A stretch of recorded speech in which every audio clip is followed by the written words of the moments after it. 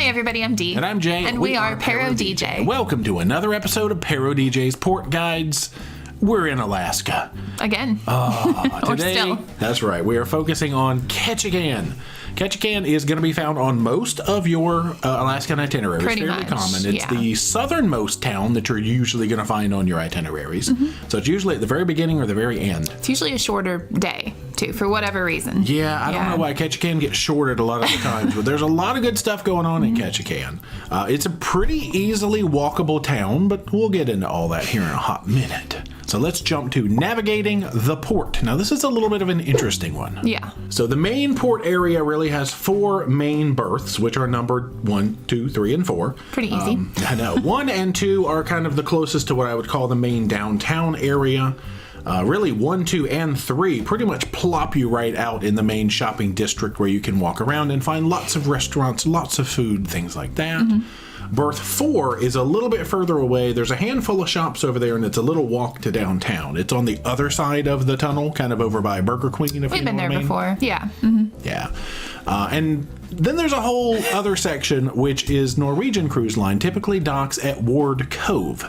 We have never gone in on Norwegian. No. Ward Cove is a good number of miles. 20 minutes or something? Yeah. It's pretty far. I put it in my note. Okay, it's 8 miles. Oh. 8 miles outside of town. That's 20 minutes. But you do have to take, I guess Norwegian provides the shuttle bus that will get you over to town and back, but you have to allow a little extra travel time in your day. Well, you have to wait for a bus to be available. That's true. Let us jump to ship excursions. So I went on Carnival's website, being that they are our most cruised line, and pulled 6 suggestions for Ketchikan. Let's look at them. Check them out. Up first, I've got one of the main attractions of Ketchikan, which is the Great Alaskan Lumberjack Show. That's what we did the first time we ever went to Ketchikan.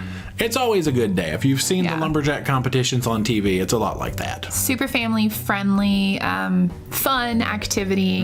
Everybody can get involved, and it's like super authentic. Yeah.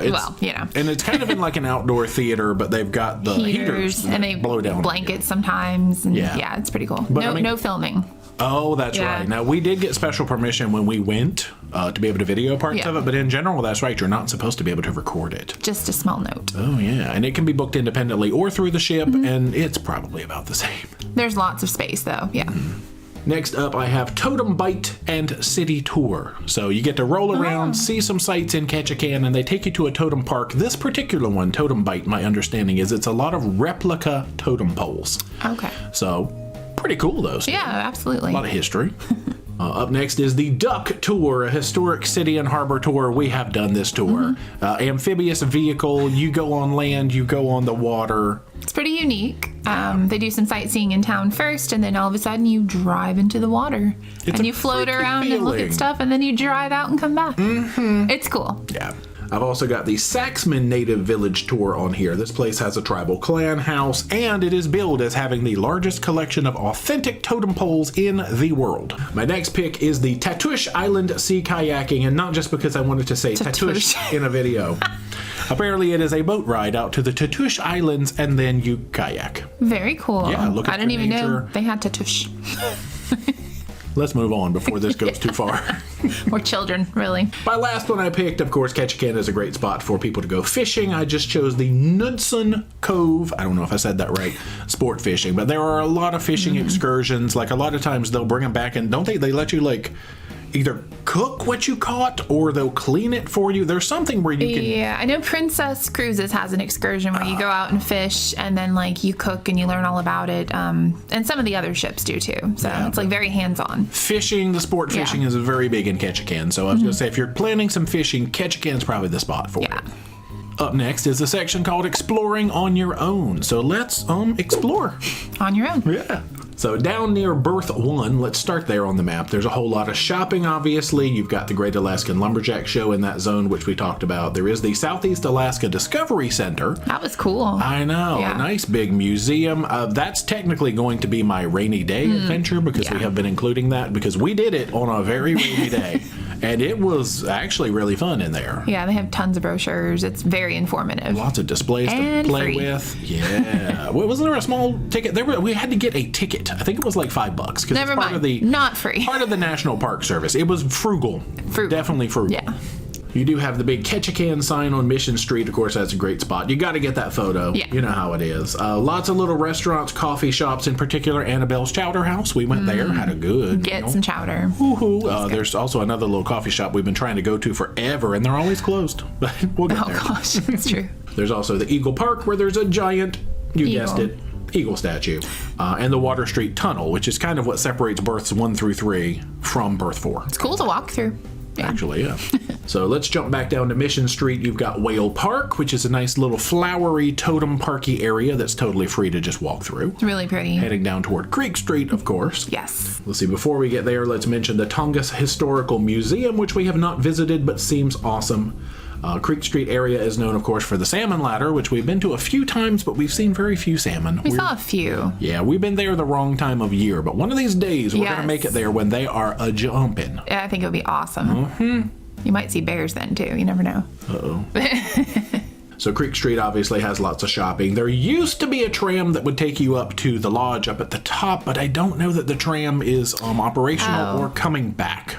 Every time we've been, it's not open. Poor thing. Yeah, there's a coffee shop up there and a hotel. Yeah, I wanted to check that out, but you can walk around. I've just been lazy, but we've walked Creek Street many times. Lots of shopping in there. Of course, it's the Dolly's House Museum, I think, right? And that carries you back out to Stedman Street, where you can then walk back to downtown. So a really fun little loop to do. Yeah, so much to see and do. Loop to do.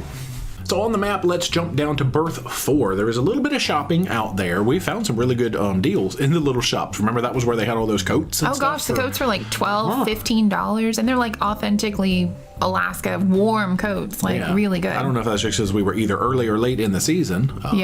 But Burger Queen is down there, of course, and Jellyfish Donuts and other places that we have stopped in to check out and have some really good bites. Yeah, and you're also pretty close to the Water Street Tunnel when you're down there at berth 4.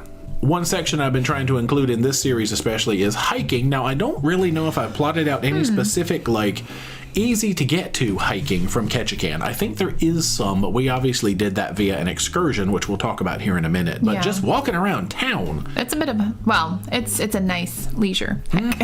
Get your steps in for sure. I've definitely heard of some trails that are a little more on the steep side, and but they do have some flat trails. I'm sure. We just haven't done them yet. And then, of course, my rainy day fun, like I said, is going to be the Discovery Center or the shopping down at I think it's Salmon Landing, the big shopping mall area. Yeah, so many shops, really good deals. Coffee shop in there, too. Yeah. So now, let's get into some tour vendors, because as we always say, sometimes you like to explore on your own while not fully being on your own. Right. I think one of the favorite excursions that we've done, at least for me, in Ketchikan was with Kawanti Adventures, which was the bear tour. Oh my gosh, so highly recommend this tour. We did it in the pouring rain, and it did not matter. It was still great. Lots of bears, lots of nature. We were told that the rain makes the bears come out more. They were right. That's how sentences work. Oh my gosh. Ketchikan Duck Boat, we touched on them earlier, but we did actually book that. I forget if that was independent. I think we booked that through the ship, actually. But you can book it independent. Yeah, either way. My point in having them in this section. You, of course, have the Great Alaskan Lumberjack Show, which we touched on before, can be booked independently. And the last one on my list for now is Wild Wolf Tours, which we did the hiking tour. They have multiple options, actually. There's a shorter loop, a longer loop. That was just a good time. It was good. We also went to the Totem Park. It was beautiful, and she knew her stuff all about the flora and fauna and could tell you all of it. She's lived there her whole life, and I'm not sure if she'll be your tour guide, but it was an awesome she's the owner of the company, so Tracy will probably be your tour guide. It was very good. Let's do it. It's free and frugal fun time. One of my favorites. So Ketchikan, again, ends up being one of my favorites because there is a lot to walk around and see. There really is. Totem poles, Creek Street, salmon ladder, all of these things you can just go in and do for no cost. A lot of shopping. Lots of restaurants. Ketchikan, you kind of got my vote for free and frugal fun, and I'm giving Ketchikan a 7. I will give it a 7 also. Yeah, definitely lots to do in a small radius, which is nice. Yeah. So I guess that's it for our Ketchikan guide. If you've done fun things in Ketchikan, let us know, and we'll probably add it. I'm doing all the links and everything down in the description as always, but we can always add to that description with things that we forgot. For sure. In here. Because we do forget things. And we're always looking for new ideas. That's also true. But yeah, hopefully you enjoyed. We have lots of these port guide episodes, Caribbean, Alaska, all over the place. Be sure to check those out. Links in the description. And I guess if you have not already, be sure to subscribe to the channel, become a Paromaniac today. Socialize all our media, Facebook, Instagram, and Twitter. Yep, and until next time, rock on.